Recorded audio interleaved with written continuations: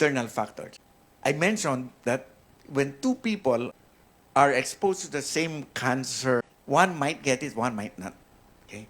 Because of the person himself. And there's some control of an individual towards his body. No?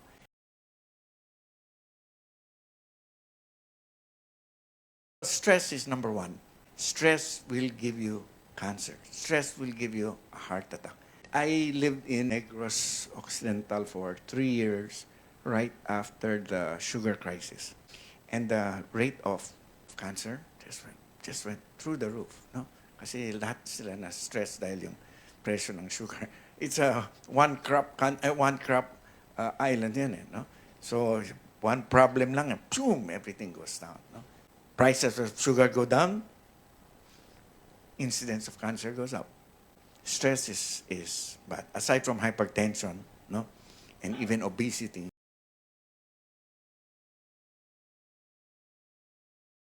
or when you're angry, your body becomes acidic.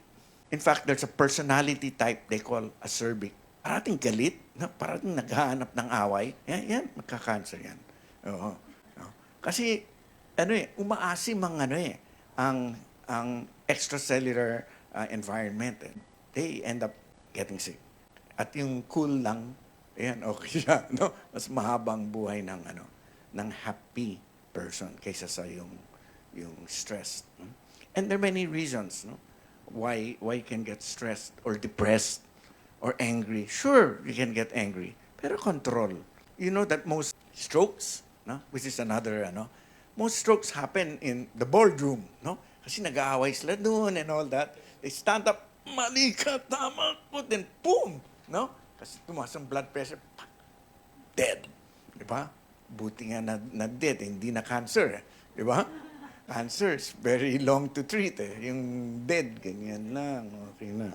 You have to learn how to control. Di ba? You'll see that people who are more relaxed are, have longer lives than those who are stressed. Of course, if you're stressful, baka yung spouse mo might die ahead of you, no? Kasi nasa stress siya sa stress mo.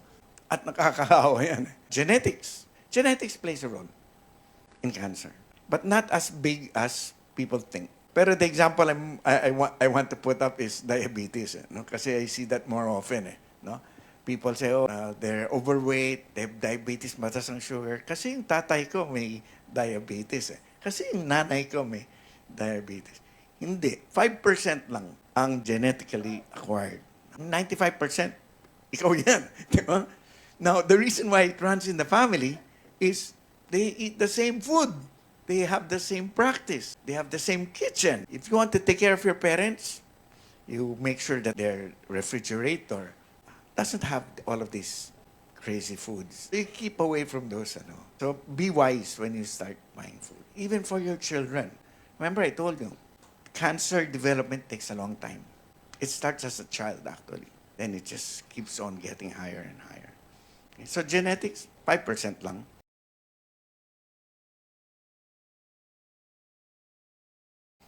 Obesity. When you're overweight, your chance of getting cancer is much higher.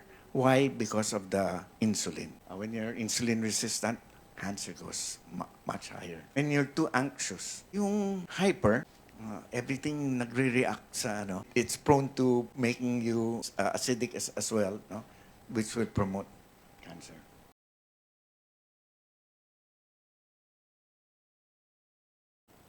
When there's a chronic irritation, people who smoke sa pipes, no? Kasi mainit yung pipe, they get cancer of the lip. In Japan, those who eat raw food gets cancer of the throat. Anything that irritates. When I have a patient that has a mole, no? Sabihin natin sa line ng bra, no? The mole itself, or the lump, is not carcinogenic. No, it's not a cancer. Pero dahil sa nararab parati, everyday, dahil sa garter ng nagiging cancer. Kasi it's always irritated. pH is the acidity or alkalinity. That's why in my clinic, when I have a cancer patient, I give a lot of ascorbic acid. But when it's inside already, it's not an acid anymore. No, it alkalinizes. It becomes a pro-oxidant, and it actually changes in treatment of cancer, we change the environment of the cancer cell. From acidic, make it alkaline. That's why people like taking alkaline water or something like that. No? Just so that the cells are alkaline in nature.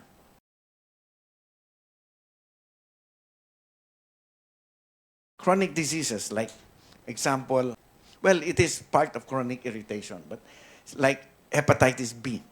If you have hepatitis B, mahirap tanggalin yan sa katawan. Takes years or you really cannot do it, no? It is very possible that it develops into cancer, liver cancer.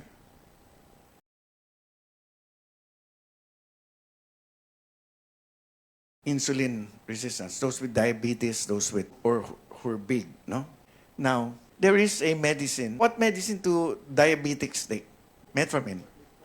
Metformin was found to increase the life of a person by 4 to 7 years, more than those who do not take metformin.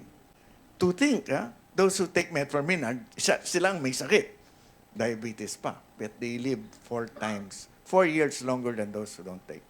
Why? Because it brings down sugar. So anything that brings down sugar, like berberine, it's good. So now in the field of longevity, yung longevity is living long, the study of how to live long, may tatlong magic medicines. Metformin is one of them. Metformin is actually plant-derived. I remember I visited my friend in one of the big hospitals here in Manila, and he knows that I practice traditional Chinese medicine, herbal medicine, and all. So he goes, Mike, hindi ako naniniwala sa those natural medicines, herbal medicines. I said, okay lang yan, no?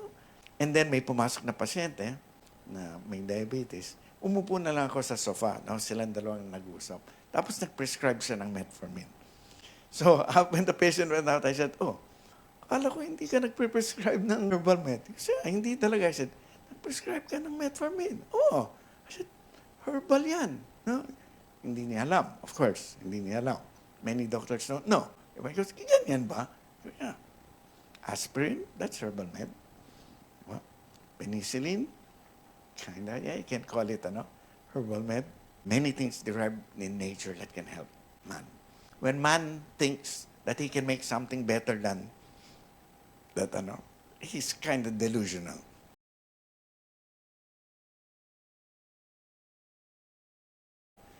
In TCM, or traditional Chinese medicine, there is this thing called qi. And qi moves around the body. Okay? I studied TCM. No? After my med school in PGH, I studied TCM in China. No? So now I know two kinds. Yeah, two kinds of medicine. No? Western medicine and Chinese medicine.